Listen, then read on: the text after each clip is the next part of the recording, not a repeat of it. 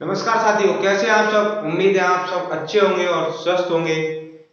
तो कल की पिछली क्लास में हम लोगों ने खिलजी वंश के बारे में पढ़ा था। इसके पश्चात दिल्ली सल्तनत में हम तुगलक वंश के बारे में पढ़ेंगे। तुगलक वंश का वास्तविक संस्थापक जो था वह गयासुद्दीन तुगलक था। और गयासुद्दीन तुगलक 1320 ईस्वी में दिल्ली सल्तनत का शासक बना था। और यह अलाउद्दीन खिलजी के समय में दीपालपुर का सूबेदार था।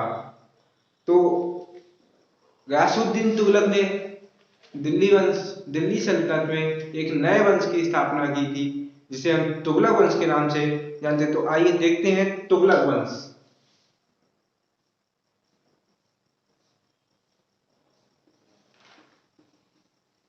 तुगलक वंश तो इसमें सबसे पहले शासक जो है वो गयासुद्दीन तुगलक है। तो गयासुद्दीन तुगलक के बारे में हम पढ़ेंगे, जिसका शासनकाल 1320 से 1325 ईस्वी तक रहा था। गयासुद्दीन तुगलक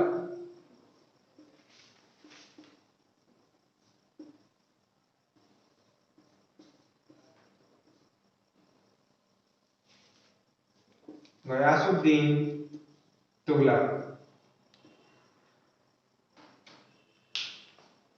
तो सबसे पहला पॉइंट तो यही देखेंगे, गयासुद्दीन तुगलक ने दिल्ली सल्तनत में नवीन राजवंश की स्थापना की थी। इसके द्वारा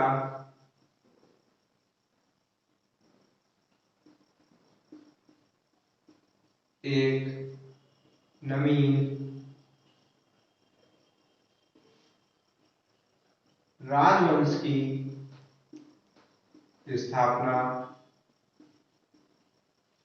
की गई।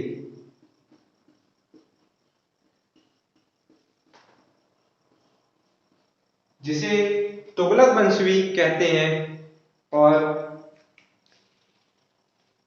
जो खुसरो खान था, उसके शासन को समाप्त कर गयासुद्दीन तुगलक 1320 में दिल्ली का शासक बना।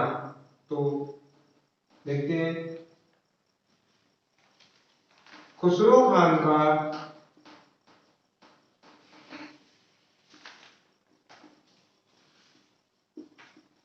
शासन समाप्त कर यह 1320 में दिल्ली का शासक बना। और यह शासक बनने से पूर्व दीपालपुर का सूबेदार था। तो इसे भी लिखेंगे, शासक बनने से पूर्व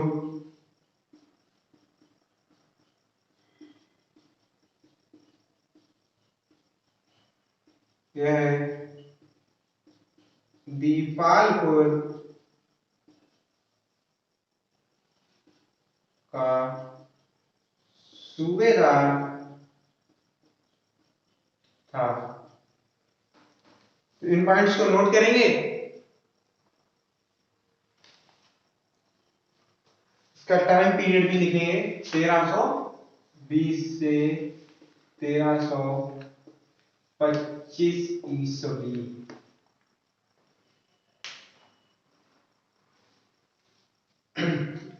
गयासुद्दीन तुगलक जो था, उसका नाम गाजी तुगलक या गाजी बेग तुगलक भी था। तो उसके अन्य नाम, इसके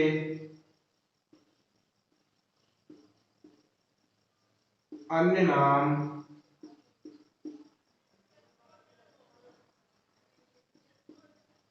गाजी तुगलक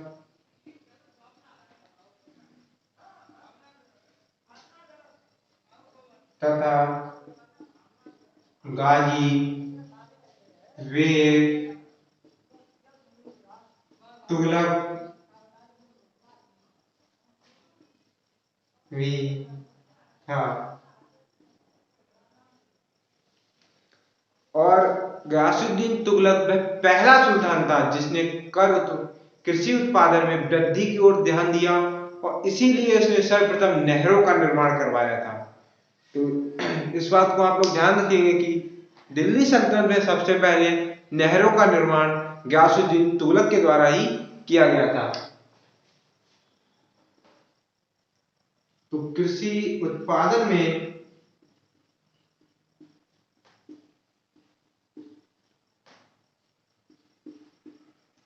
वृद्धि के लिए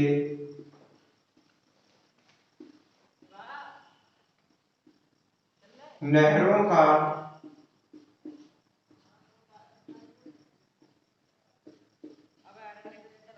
निर्माण कराने वाला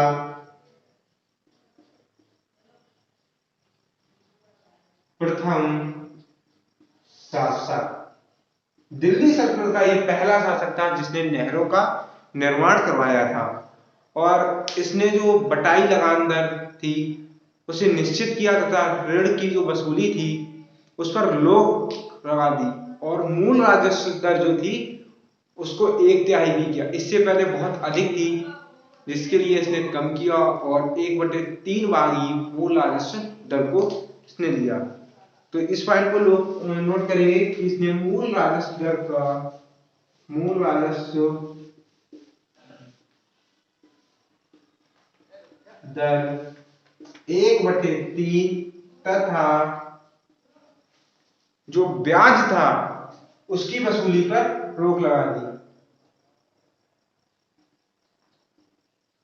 ब्याज की वसूली पर रोक।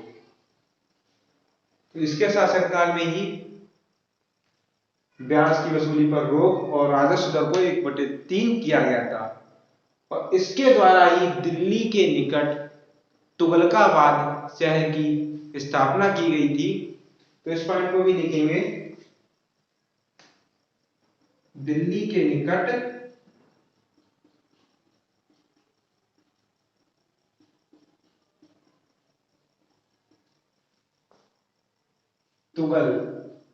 तुगलकाबाद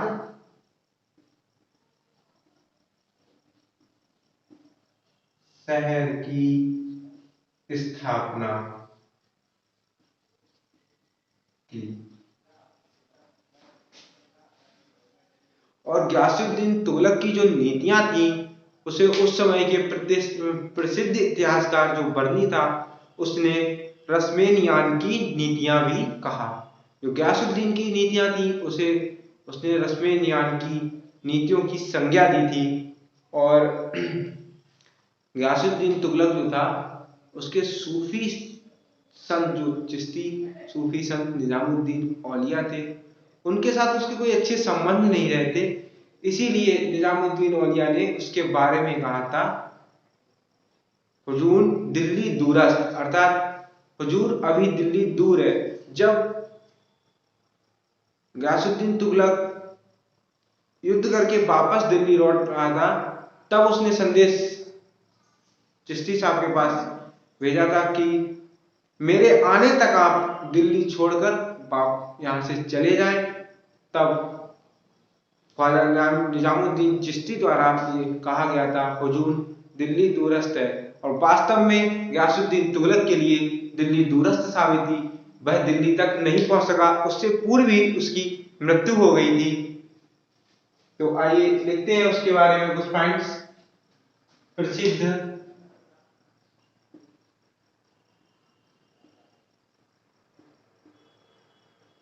इतिहासकार वर्नी द्वारा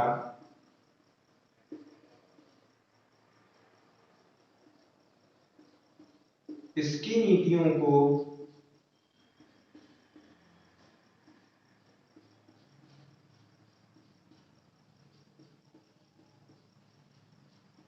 रस्मेनियान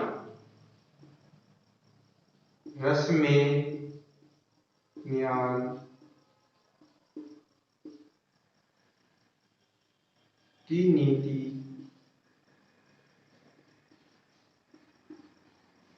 की संज्ञा दी गई। इस पॉइंट को बहुत अच्छे से नोट करेंगे कि इसकी जो नीतियां थी उसे इतिहासकार बर्नी द्वारा रसमेनियान की नीति की संज्ञा दी गई।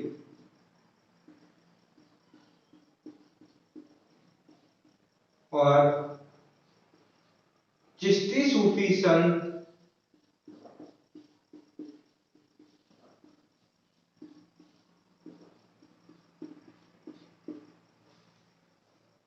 औलिया ने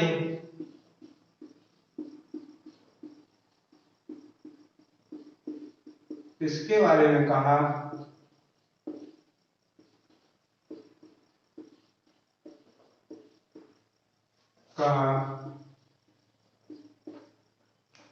हुजून दिल्ली दूरस्थ, हुजून दिल्ली दूरस्थ।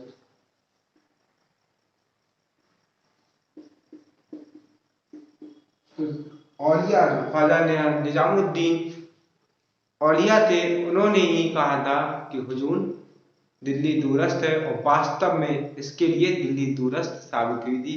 दिल्ली पहुंचने से पूर्व ही इसकी मृत्यु हो गई थी। और इसके बाद मोहम्मद बिन तुगलक वंश का शासक बना था। आज के लिए बस इतना ही साथियों, कल मिलते हैं मोहम्मद बिन तुगलक के साथ। अगर आपको वीडियो पसंद आई हो तो लाइक शेयर कमेंट जरूर करें।